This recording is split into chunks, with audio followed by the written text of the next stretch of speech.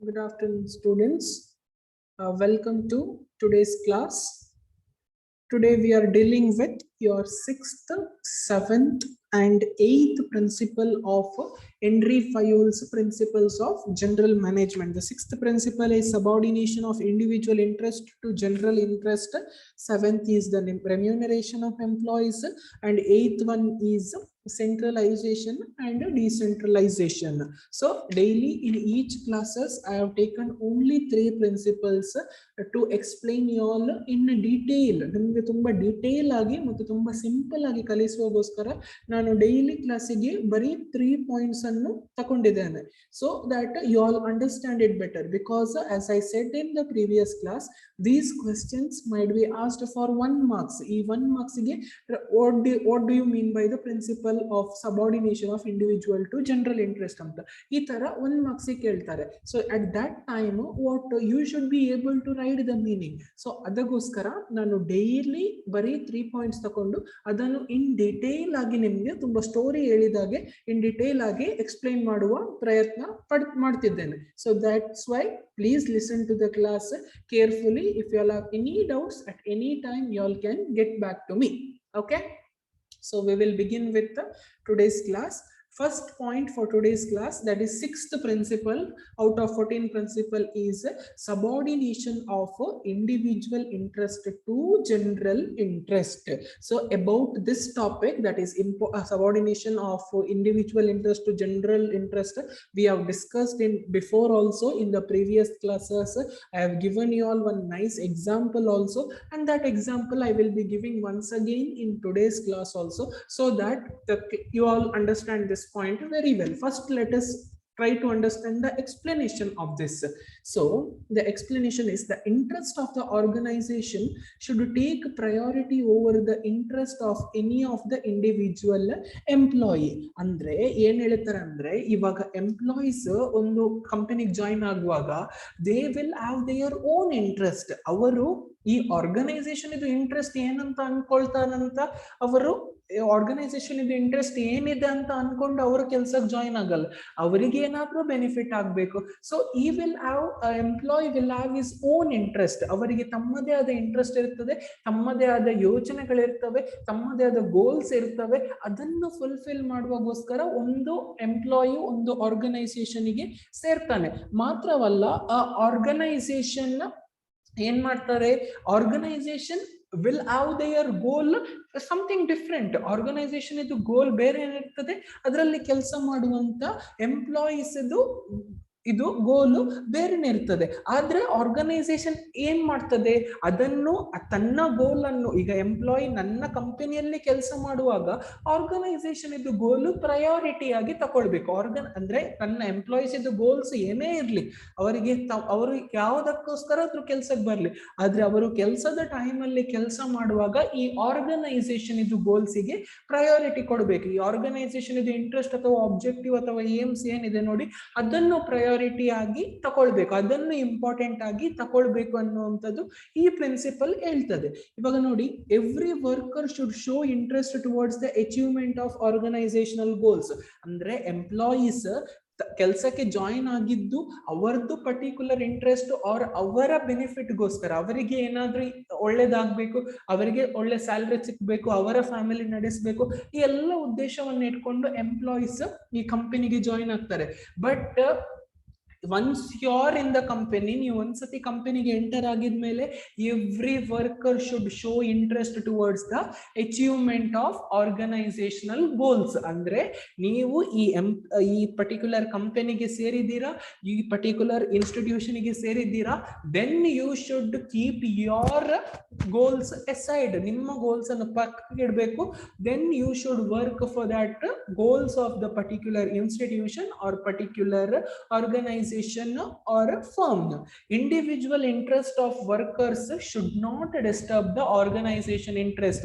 ಏನ್ ಹೇಳ್ತಾರೆ henry ಫಯೋಲಿ principal ಅಲ್ಲಿ, ಇಂಡಿವಿಜುವಲ್ ಗೆ ಏನೇ ಇಂಟ್ರೆಸ್ಟ್ ಇರಲಿ, ಅವರದ್ದು ಏನೇ ಗೋಲ್ಸ್ ಇರಲಿ ಅಥವಾ ಏನೇ ಏಮ್ ಇರಲಿ, ಆದ್ರೆ ಅದನ್ನು ಆರ್ಗನೈಸೇಷನ್ ಇಂಟ್ರೆಸ್ಟ್ ಆ ಗೋಲ್ಸ್ ಈ ಆರ್ಗನೈಸೇಷನಲ್ ಇಂಟ್ರೆಸ್ಟ್ ಗೆ ಆರ್ಗನೈಸೇಷನಲ್ ಗೋಲಿಗೆ ಡಿಸ್ಟರ್ಬ್ ಮಾಡಬಾರ್ದು. In all situations, the interest of groups will supersede the interest of any one individual. ಅಂದ್ರೆ ಇಲ್ಲಿ group will supersede the interest ಅಂದ್ರೆ ಈ ಆರ್ಗನೈಸೇಷನಲ್ ಗೋಲ್ಸ್ ಏನಿದೆ ನೋಡಿ ಅದನ್ನು ಜಾಸ್ತಿ ಪ್ರಯಾರಿಟಿ ಆಗಿ ತಗೊಳ್ಬೇಕು, ಅದನ್ನು ಇಂಪಾರ್ಟೆಂಟ್ ಆಗಿ ತಗೊಳ್ಬೇಕು. That will supersede the interest on one individual. ಅಂದ್ರೆ ಈಗ ಆರ್ಗನೈಸೇಷನ್ ಅಂದ್ರೆ ದಟ್ ಈಸ್ ಗ್ರೂಪ್. ಆರ್ಗನೈಸೇಷನ್ ಅಲ್ಲಿ ಒಬ್ಬರೇ ಇರುವುದಿಲ್ಲ, ಒಂದು ಕಂಪನಿಯಲ್ಲಿ ಒಬ್ಬರೇ ಇರುವುದಿಲ್ಲ. Organizational group organizational interest, it will supersede on any other individual interest. ಅಂದ್ರೆ ಈ ಗ್ರೂಪ್ ಇಂಟ್ರೆಸ್ಟ್ ಏನಿದೆ ನೋಡಿ ಅದಕ್ಕೆ ಜಾಸ್ತಿ ಪ್ರಾಮುಖ್ಯತೆ ಕೊಡಬೇಕು, whereas ಈ ಇಂಡಿವಿಜುವಲ್ ಇಂಟ್ರೆಸ್ಟ್ ಇದೆ ನೋಡಿ ಅದಕ್ಕೆ ಕಡಿಮೆ ಪ್ರಾಮುಖ್ಯತೆ ಕೊಡಬೇಕು. This is because larger interest of workers and stakeholders are more important than the interest of any one person. ಅಂದ್ರೆ ಈ ಇಂಡಿವಿಜುವಲ್ ಇಂಟ್ರೆಸ್ಟ್ ಇಂಡಿವಿಜುವಲ್ ಇದ್ದಾರೆ ನೋಡಿ, ಆ ಎಂಪ್ಲಾಯಿ ಒಬ್ಬ, ಆದ್ರೆ ಈ ಆರ್ಗನೈಸೇಷನ್ ಅನ್ನು ನಂಬಿಕೊಂಡು ಸಾವಿರಾರು ಎಂಪ್ಲಾಯೀಸ್ ಗಳಿದ್ದಾರೆ. ಎಂಪ್ಲಾಯೀಸ್ ಮಾತ್ರವಲ್ಲ, ಈ ಗವರ್ಮೆಂಟ್ ಇದೆ, ಗವರ್ಮೆಂಟ್ ಯಾಕಿದೆ, ಅವರಿಂದ ಬರುವಂತ ಟ್ಯಾಕ್ಸ್ ಗವರ್ಮೆಂಟ್ಗೆ ಬೆನಿಫಿಟ್ ಆಗುತ್ತೆ. ಮಾತ್ರವಲ್ಲ, ಕಸ್ಟಮರ್ಸ್ ಇದ್ದಾರೆ, ಆ ಪರ್ಟಿಕ್ಯುಲರ್ ಆರ್ಗನೈಸೇಷನ್ ಇಂದ ಹೊರಗೆ ಬರುವಂತ ಗೂಡ್ಸ್ ಅನ್ನು ತಗೊಳ್ಳುವ, ಪ್ರಾಡಕ್ಟ್ ಅನ್ನು ತಗೊಳ್ಳುವಂತ ಕಸ್ಟಮರ್ಸ್ ಇದ್ದಾರೆ. ಸೊ ಇವರೆಲ್ಲ ಇಂಟ್ರೆಸ್ಟ್ ಮುಂದೆ ಅಲ್ಲಿ ಕೆಲಸ ಮಾಡುವ ಒಬ್ಬ ಎಂಪ್ಲಾಯಿದು ಇಂಟ್ರೆಸ್ಟ್ ಏನಾಗುತ್ತೆ, that is not important. So that is what ಇಲ್ಲಿ ಎಂಟ್ರಿ ಫೈಲ್ ನಮ್ಗೆ ಹೇಳಲಿಕ್ಕೆ ಹೇಳ್ತಾರೆ. So he explains us this way: subordination of individual interest to general interest. At the same time, he tells that the individual interest should be converted to general interest. ಅಂದ್ರೆ general interest ಗೆ ಜಾಸ್ತಿ priority ಕೊಡಬೇಕು. ಅದೇ ರೀತಿ individual interest ಅನ್ನು neglect ಮಾಡಬಾರ್ದು. They should not mingle it with this one. ಈ general interest ಇದೆ ನೋಡಿ ಅದರೊಟ್ಟಿಗೆ ಟೈ ಅಪ್ ಮಾಡಬಾರ್ದು. ಅದೇ ರೀತಿ ಅವರು ಅದನ್ನು ನೆಗ್ಲೆಕ್ಟ್ ಮಾಡಬಾರ್ದು. ಸೊ ಇದನ್ನು ಯಾವ ರೀತಿ ಮಾಡಬಹುದು, ಒಂದು ಎಕ್ಸಾಂಪಲ್ ಕೊಡ್ತಾನೆ. ಇವಾಗ ಒಂದು ಕಂಪನಿ ಇದೆ, ಅದ್ರದ್ದು ಸೇಲ್ಸ್ ಅಲ್ಲ, ಅದ್ರದ್ದು ಪ್ರಾಫಿಟ್ ಒಂದು ವರ್ಷಕ್ಕೆ 1 ಕೋಟಿ ಆಯ್ತಂತ ಅನ್ಕೊಳ್ಳಿ. 1 ಕೋಟಿ ಆಗ್ಬೇಕು ಅಂತ ಒಂದು ಪ್ಲಾನ್ ಇರುತ್ತೆ. ಯೂಶುವಲಿ 1 ಕೋಟಿ 10 ಲಕ್ಷ, 1 ಕೋಟಿ 20 ಲಕ್ಷ, ಈ ತರ ಎವ್ರಿ ಇಯರ್ ಆ ಕಂಪನಿಗೆ ಪ್ರಾಫಿಟ್ ಆಗ್ತದೆ. ಆ ಒಂದು ಪರ್ಟಿಕ್ಯುಲರ್ ವರ್ಷ ಈ ಎಂಪ್ಲಾಯೀಸ್ ಎಲ್ಲ ತುಂಬಾ ಕಮಿಟೆಡ್ ಆಗಿ ವರ್ಕ್ ಮಾಡಿದ್ರು, ತುಂಬಾ ಇಂಟ್ರೆಸ್ಟ್ ಇಂದ ವರ್ಕ್ ಮಾಡಿದ್ರು. ಅವರ ಪರ್ಟಿಕ್ಯುಲರ್ ಇಂಟ್ರೆಸ್ಟ್ ಅನ್ನು ಬದಿಗಿಟ್ಟು ಈ ಕಂಪನಿದು ಇಂಟ್ರೆಸ್ಟ್ ಗೋಸ್ಕರ ಏನ್ ಮಾಡಿದ್ರು, ಕೆಲಸ ಮಾಡಿದ್ರು. ಸೊ ದಟ್ ಟೈಮ್ ಏನಾಯ್ತು, ಈ ಕಂಪನಿದು ಪ್ರಾಫಿಟ್ ಆ ಪರ್ಟಿಕ್ಯುಲರ್ ವರ್ಷ 1 ಕೋಟಿ 10 ಲಕ್ಷ ಇರೋದ್ರಲ್ಲಿ 1 ಕೋಟಿ 50 ಲಕ್ಷ ಬಂತು. 40 lakhs ಮೋರ್ ಪ್ರಾಫಿಟ್ ಬಂತು. ಇವಾಗ ಈ ಪ್ರಾಫಿಟ್ ಬಂದ್ರಿದ್ದು ಯಾವ್ದ್ರಿಂದ, ಈ ಎಂಪ್ಲಾಯೀಸ್ ಅವರು ಡೇ ನೈಟ್ ಕಷ್ಟಪಟ್ಟು ಕೆಲಸ ಮಾಡಿದ್ರಿಂದ ಆ ಕಂಪನಿಗೆ ಅಷ್ಟು ಪ್ರಾಫಿಟ್ ಅಚೀವ್ ಮಾಡ್ಲಿಕ್ಕೆ ಏನಾಯ್ತು, ಚಾನ್ಸ್ ಸಿಕ್ಕಿತ್ತು. ಆ ಚಾನ್ಸ್ ಸಿಕ್ಕಿದ್ರಿಂದ ಇದು ಕಂಪನಿದು ಪ್ರಾಫಿಟ್ ಜಾಸ್ತಿ ಆಯ್ತು. ಆ ಕಂಪನಿ ಪ್ರಾಫಿಟ್ ಜಾಸ್ತಿ ಆಗಿದ್ರಿಂದ ಏನ್ ಮಾಡ್ಬೇಕು ಕಂಪನಿ, ಆ ಎಂಪ್ಲಾಯೀಸ್ ಏನಿರ್ತಾರೆ ತಮ್ಮ ಸ್ಯಾಲ್ರಿಗೋಸ್ಕರ ಬರುವವರಿಗೆ ಸ್ವಲ್ಪ ಜಾಸ್ತಿ ಬೋನಸ್ ಕೊಡ್ಬೇಕು. ಯಾಕೆ, ಈ ವರ್ಷ ನಮ್ ಕಂಪನಿದು ಪ್ರಾಫಿಟ್ ಜಾಸ್ತಿ ಇದೆ, ಸೊ ನಿಮ್ಗೆ ಸ್ವಲ್ಪ ಬೋನಸ್ ಅಂತ ತಕೊಳ್ಳಿ. ಸೊ ದಟ್ ಟೈಮ್ ಏನಾಯ್ತು, ಇವರು ಎಂಪ್ಲಾಯೀಸ್ ಯಾರು ಸ್ಯಾಲ್ರಿಗೋಸ್ಕರ ದುಡಿಯುವವರು, ಅವರಿಗೂ ಏನು ಸ್ಯಾಲ್ರಿ ಜಾಸ್ತಿ ಸಿಕ್ಕಿತ್ತು, ಅವರಿಗೆ ಬೋನಸ್ ಬಂತು. ಅದೇ ರೀತಿ ಈ ಕಂಪನಿದು ಪ್ರಾಫಿಟ್ಸ್ ಜಾಸ್ತಿ ಆಯ್ತು. So subordination of individual interest to general interest ಅಂತ ಹೇಳಿದ್ರೆ, ಈ ತರ ಇಂಡಿವಿಜುವಲ್ ಇಂಟ್ರೆಸ್ಟ್ ಮತ್ತು ಜನರಲ್ ಇಂಟ್ರೆಸ್ಟ್ ಅನ್ನು ಸಬಾರ್ಡಿನೇಟ್ ಮಾಡಬಹುದು ಅನ್ನೋದನ್ನು ಹೆನ್ರಿ ಫಯೋಲ್ ನಮ್ಗೆ ಈ ಪ್ರಿನ್ಸಿಪಲ್ ಅಲ್ಲಿ ಹೇಳ್ತಾರೆ. Moving on to the next point, that is 7th principles out of 14 principles of Henry Fayol's general management. So that is remuneration of employees. Even this principle I have used when I started this chapter. Even e principle nanu yen madidene, remuneration of employees or remuneration of personnel, idannu nanu point nimge characteristics alli explain maduvaga nimge idannu example agi kottidde nanu. If you all remember, remuneration of employees in the sense nothing but salary of employees, the payment to the employees. So what does the Henry Fayol tells us in this point? The remuneration should be just and equitable. Just ಅಂದ್ರೆ ಏನು, ಅವರು ಮಾಡಿದಂತ ಕೆಲಸಕ್ಕೆ ಅವರಿಗೆ ಇದನ್ನು salary ಅಥವಾ ಏನು incentives ಇದೆ ನೋಡಿ ಅದನ್ನು ಸಿಗ್ಬೇಕು. ಇಕ್ವಿಟೇಬಲ್ ಅಂದ್ರೆ ಒಂದು ಪರ್ಟಿಕ್ಯುಲರ್ ಪೊಸಿಷನ್ ಅಲ್ಲಿ 10 ಜನರು ಎಂಪ್ಲಾಯೀಸ್ ಇದ್ದಾರೆ, ಆ 10 ಜನರು ಎಂಪ್ಲಾಯೀಸ್ಗೆ ಒಂದೇ ರೀತಿ ಸ್ಯಾಲ್ರಿ ಕೊಡಬೇಕು. ಅದು ನಾರ್ಮಲ್ ಸ್ಯಾಲ್ರಿ. ಅವರು ಜಾಸ್ತಿ ಅಚೀವ್ಮೆಂಟ್ ಮಾಡಿದ್ರೆ ಅವರಿಗೆ ಜಾಸ್ತಿ ಸ್ಯಾಲ್ರಿ ಸಿಗ್ಬೇಕು, ಅಚೀವ್ಮೆಂಟ್ ಆಗದೆ ಇದ್ರೆ ಒಂದೇ ರೀತಿ ಸ್ಯಾಲ್ರಿ ಸಿಗ್ಬೇಕು. ಅಂದ್ರೆ ಇದನ್ನು ಯಾಕೆ ಅವ್ರು ಹೇಳ್ತಾರೆ ಅಂದ್ರೆ, ಒಬ್ಬ ಎಂಪ್ಲಾಯ್ ಇದ್ದಾನೆ, ಅವನು ಆ ಮ್ಯಾನೇಜರಿಗೆ ತುಂಬಾ ಇಷ್ಟ, is like very personally mingling with that particular manager. So what happens, manager always gives him performance appraisal and neglects all other employees work. ಅಂದ್ರೆ ಅವನಿಗೆ ಮಾತ್ರ ಇನ್ಕ್ರಿಮೆಂಟ್ ಕೊಡುವಂಥದ್ದು, ಬೇರೆಯವರಿಗೆ ಇನ್ಕ್ರಿಮೆಂಟ್ ಕೊಡುವುದಿಲ್ಲ. ಆದ್ರೆ ಎಲ್ಲರೂ ಒಂದೇ ರೀತಿ ವರ್ಕ್ ಮಾಡ್ತಾರೆ. So that should not happen in the this one organization. So that is what this principle tells us. So the remuneration should be just and equitable. So this will ensure the congenial atmosphere and good relationship between the workers and the management. So this will ensure congenial atmosphere ಅಂದ್ರೆ ಏನಂದ್ರೆ ಒಳ್ಳೆಯ ಒಂದು ವಾತಾವರಣ create ಮಾಡ್ತದೆ. ಒಂದು ಏನು conflicts ಇರುವುದಿಲ್ಲ, ಏನು ಕೇಸ್ ಇರುವುದಿಲ್ಲ, ಎಲ್ಲರಿಗೆ ಒಂದೇ ರೀತಿಯ ಸ್ಯಾಲರಿ ಸಿಗುತ್ತದೆ, ಎಲ್ಲರೂ ಒಂದೇ ರೀತಿ ಕೆಲಸ ಮಾಡ್ತದೆ, ಒಂದು ಒಳ್ಳೆಯ ರೀತಿಯ ಕೆಲಸ ಮಾಡ್ಲಿಕ್ಕೆ ಒಂದು ಒಳ್ಳೆಯ ರೀತಿಯ ವಾತಾವರಣ ಕ್ರಿಯೇಟ್ ಮಾಡಿದಾಗೆ ಆಗುತ್ತೆ.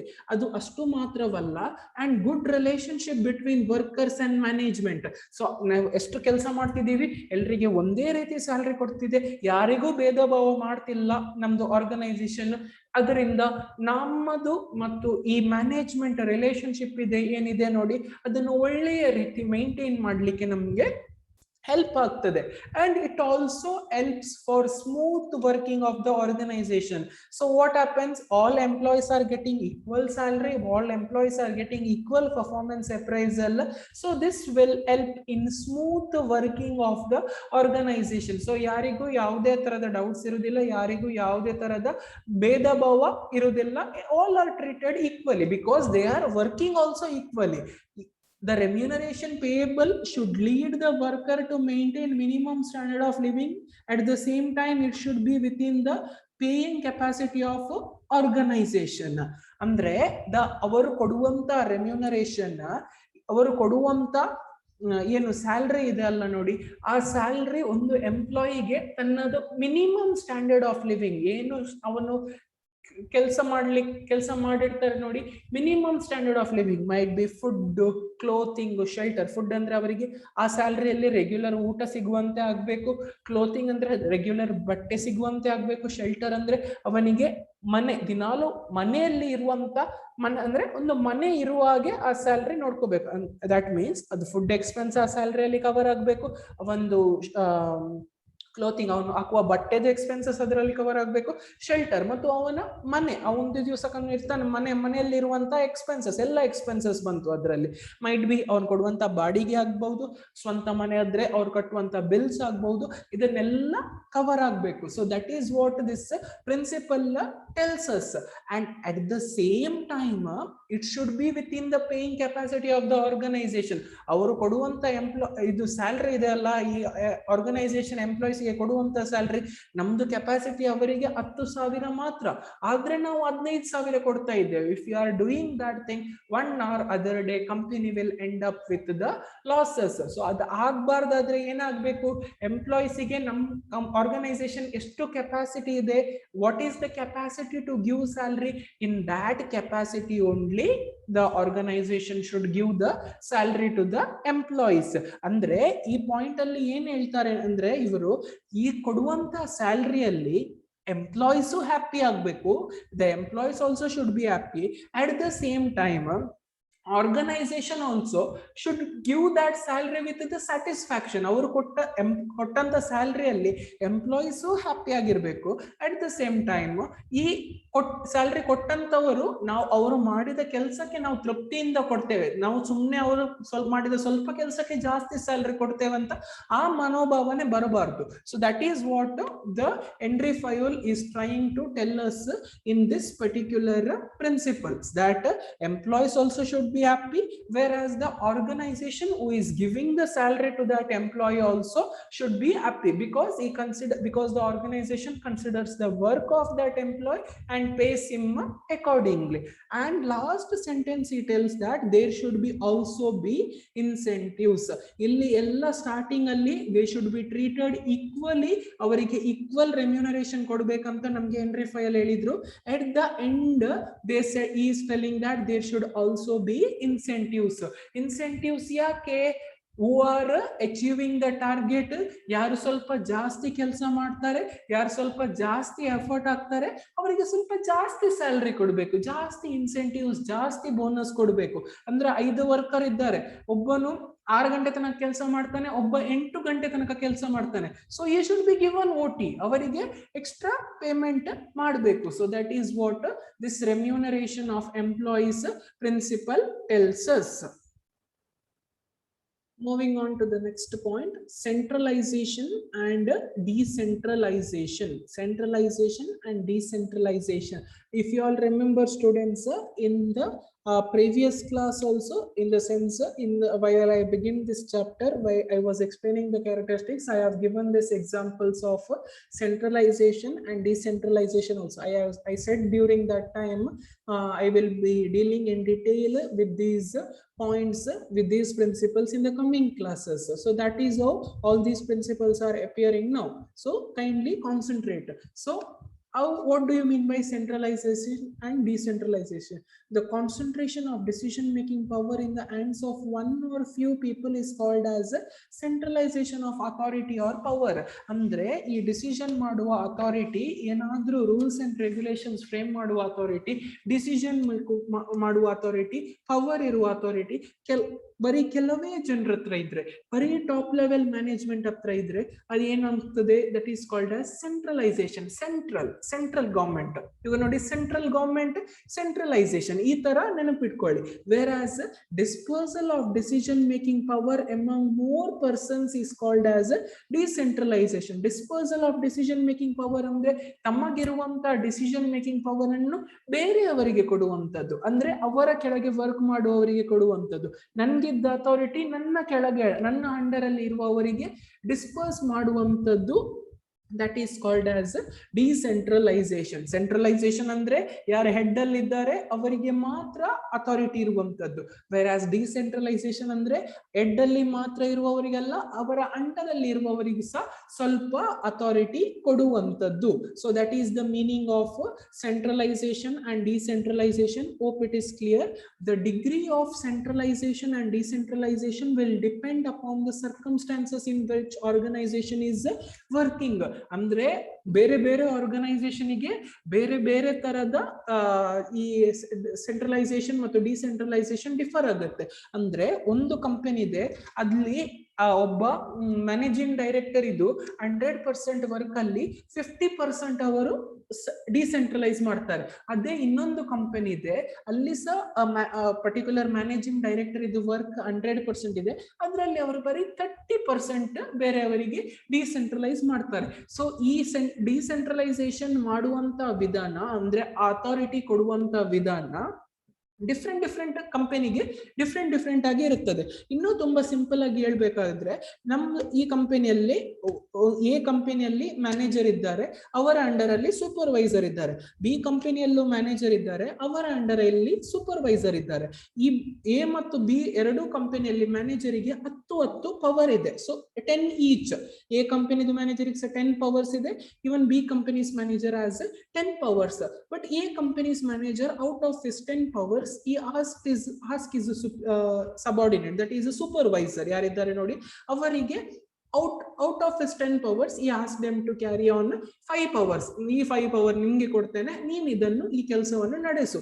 whereas B company's manager ಏನ್ ಹೇಳ್ತಾರೆ, ಬರೀ ನಾನು ನಿಮಗೆ 3 ಪವರ್ ಕೊಡ್ತೇನೆ, I will be giving you all only 3 power. So ಅಲ್ಲಿ ಕಂಪನಿ ಬೇರೆ ಬೇರೆ ಆಯ್ತು, ಅಲ್ಲಿ ಸೆಂಟ್ರಲೈಸೇಷನ್ ಮತ್ತು ಡಿಸೆಂಟ್ರಲೈಸೇಷನ್ ಪವರ್ ವೇರಿ ಆಗ್ತಾ ಬಂತು. So that is why degree of centralisation and decentralization depend upon the circumstances on which organization is working. In general, decentralization is found in large organization, centralization is found in small organization. ಅಂದ್ರೆ ಈ decentralisation ಇರೋದು ಏನಿದೆ ನೋಡಿ, ತುಂಬಾ authority ಅವರ ಸಬಾರ್ಡಿನೇಟ್ಸ್ಗೆ ಕೊಡುವಂಥದ್ದು, ಅವರ ಕೆಳಗೆ ಕೆಲಸ ಮಾಡುವವರಿಗೆ ಕೊಡುವಂಥದ್ದು, ಇದೆಲ್ಲ ನಮಗೆ ದೊಡ್ಡ ದೊಡ್ಡ ಕಂಪನಿಯಲ್ಲಿ ನೋಡ್ಲಿಕ್ಕೆ ಸಿಗ್ತದೆ. ಯಾಕಂದ್ರೆ ಅಲ್ಲಿ ತುಂಬಾ ಎಂಪ್ಲಾಯೀಸ್ ಇರ್ತಾರೆ, ತುಂಬಾ ಮ್ಯಾನೇಜ್ಮೆಂಟ್ ಅಲ್ಲಿ ತುಂಬಾ ಪೊಸಿಷನ್ಸ್ ಇರ್ತವೆ. So that time we get to see that decentralization. ಆದ್ರೆ ಈ ಸೆಂಟ್ರಲೈಸೇಷನ್ ನಮ್ಗೆ ಎಲ್ಲಿ ನೋಡ್ಲಿಕ್ಕೆ ಸಿಗ್ತದೆ? ಈ ಸಣ್ಣ ಸಣ್ಣ ಏನು ಒಂದು ಅಂಗಡಿ ಇರಬಹುದು, ಒಂದು ಸಣ್ಣ ಸಣ್ಣ ಶಾಪ್ಸ್ ಇರಬಹುದು, ಒಂದು ಸಣ್ಣ ಮಟ್ಟದ ಬಿಸ್ನೆಸ್ ಇರಬಹುದು. ಇದರಲ್ಲಿ ನಮ್ಗೆ ಸೆಂಟ್ರಲೈಸೇಷನ್ ನೋಡ್ಲಿಕ್ಕೆ ಸಿಗ್ತದೆ. ಅಂದ್ರೆ ಅದರಲ್ಲಿ ಜಾಸ್ತಿ ಎಂಪ್ಲಾಯೀಸ್ ಇನ್ವಾಲ್ವ್ ಆಗಿರೋದಿಲ್ಲ. So when there are no more employees involved, there will be only one person who is the boss of that particular business, and he will only have that particular authority. So that is centralized power. ಇವಾಗ ನೋಡಿ, ಒಂದು ದೊಡ್ಡ ಕಂಪನಿದ example ತಕೊಳ್ಳೋದಾದ್ರೆ Reliance company ನಾವು ತಕೊಳ್ಳುವ. Reliance companies, for example, we will take the Ambani. We all know that he is the main person of that Ambani. Do you think each and every day Ambani ಬಂದು ಆ ಕೆಲಸ ಮಾಡಿ ಇಡೀ all over India ಏನೆಲ್ಲ ರಿಲಯನ್ಸ್ ಇದು various business ಇದೆ ನೋಡಿ, ಆ ಬಿಸ್ನೆಸ್ ಅನ್ನು ಮಾನಿಟರ್ ಮಾಡೋದು? will the Ambani do that? Ambani ಮಾಡೋದಿಲ್ಲ.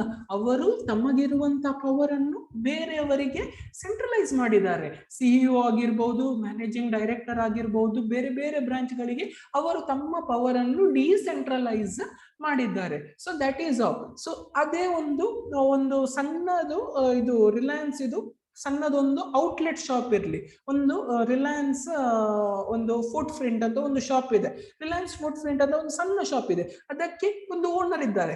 Only that owner will be the centralised. ಅವರು ತಮ್ಮ ಅಥಾರಿಟಿಯನ್ನು ಅಲ್ಲಿ ಕೆಲಸ ಮಾಡುವಂತ ಎಂಪ್ಲಾಯೀಸ್ಗೆ ಯಾರಿಗೂ ಕೊಡುವುದಿಲ್ಲ. So that is the example for centralisation and decentralisation. ಒಂದು ದೊಡ್ಡ ಕಂಪನಿ ಇದ್ರೆ ಅಲ್ಲಿ ನಮ್ಗೆ ಡಿಸೆಂಟ್ರಲೈಸೇಷನ್ ಜಾಸ್ತಿ ನೋಡ್ಲಿಕ್ಕೆ ಸಿಗುತ್ತೆ.